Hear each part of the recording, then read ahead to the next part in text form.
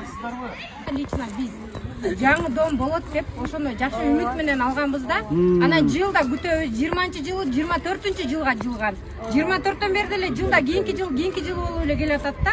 Анан да кечегиде ремонт кылабыз деп чогулушуп акча жыйнап башташканда анан биз жаңы домго аракет кылабыз деп бүгүнкү жолугушуңузду билип баруубуздун себеби ошол болгон.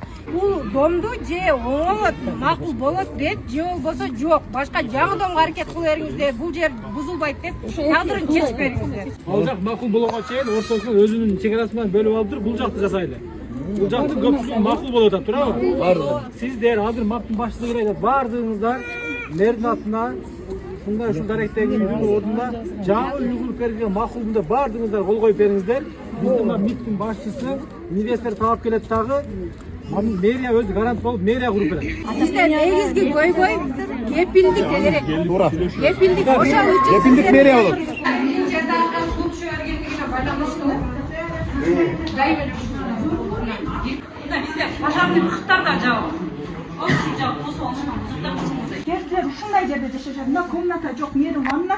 Онена тамак жейт, мына жатат. Көп ошундай жашашат. Ушундай да 3, 4, 5, 6 жылдан бери жашагандар бар. Ушундай. Сонун социалдык бараны жакшыраак. Аларды ушундай эле чыгат. Мына бияктычы.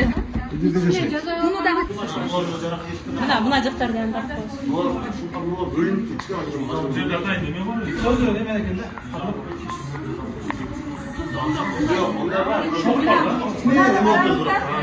Маркудон бөлүнүп турат мына жерде. Токуз пожар болсо бир Нарагында бир адам жашайт. Экисинде жашайт.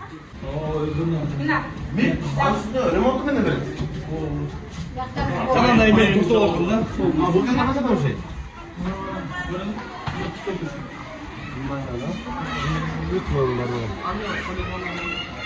Бул жер центральный мэрия бар да. Ооба, газдан бар экен, эки газдан. Бирок азыр биз жанагында негизгиси электр энергия менен гана тирилип калдык. Ата газ бар да, Союздун газдан беришет.